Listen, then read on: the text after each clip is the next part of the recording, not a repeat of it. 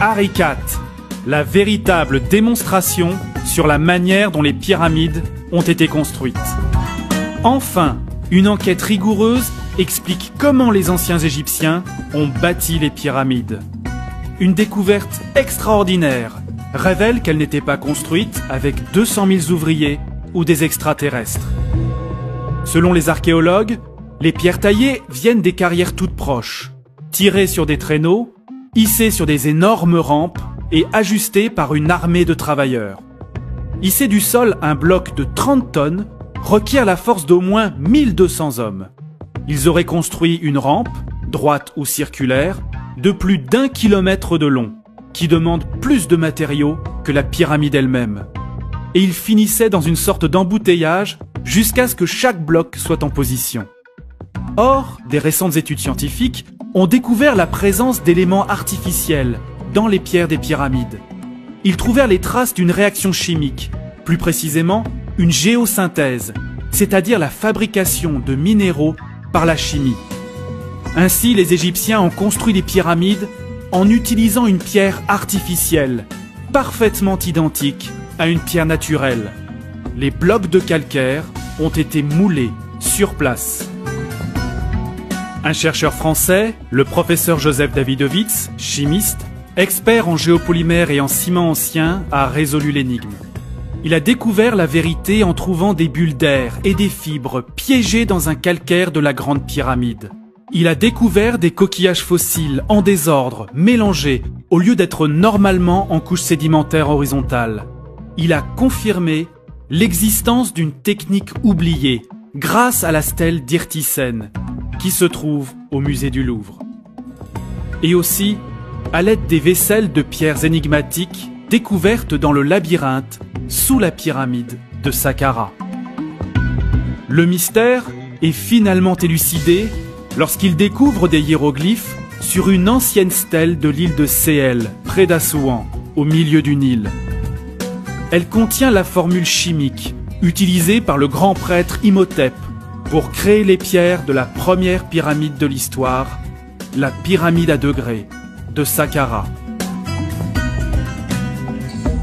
En utilisant cette formule et cette technologie de pierre Harry IV, professeur Davidovits a reproduit plusieurs blocs de calcaire dans son laboratoire à Saint-Quentin, en Picardie. Il ressemble exactement à un calcaire naturel. Le grand Imhotep, l'alchimiste, maître architecte du pharaon Djoser, fabriqua les blocs de pierre et bâtit la première pyramide de Saqqara. Il inventa la technologie de pierre Harry IV. Et voici comment. À proximité des pyramides, des réservoirs ont été creusés dans le calcaire tendre le long du Nil, formant des bassins pour produire du béton calcaire. Les ouvriers commencent par désagréger la pierre friable avec de l'eau venant du Nil. Ils inondent les canaux pour former une boue avec de l'argile. Ensuite, du carbonate de sodium, appelé sel natron, est versé. Ce sel est une substance très réactive. Il est mélangé à de la cendre, riche en oxyde de calcium venant de palmiers brûlés. Quand elle est ajoutée à l'eau, la mixture forme de la soude caustique qui va provoquer une puissante réaction chimique. Puis les ouvriers ajoutent plus de gravats de calcaire et un autre sel, le chlorure de magnésium, appelé carnalite, pour baisser le pH. Après évaporation de l'eau, le béton est prêt.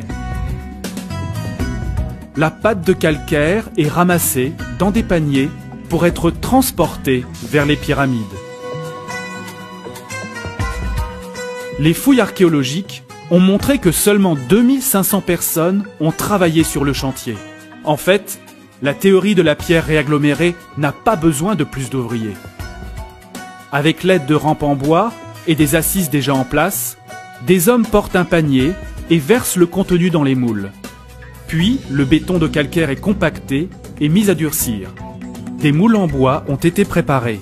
Ces moules sont enduits de graisse pour aider au démoulage du bloc une fois durci.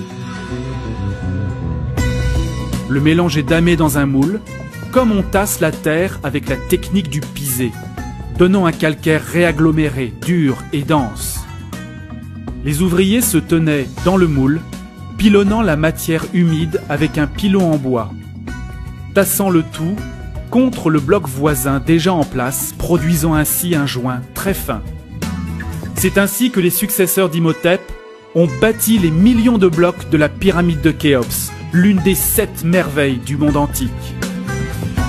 La technologie Arikat dévoile une solution logique et simple à ce mystère qui embarrasse l'égyptologie depuis des siècles, montrant comment les pyramides ont vraiment été bâties.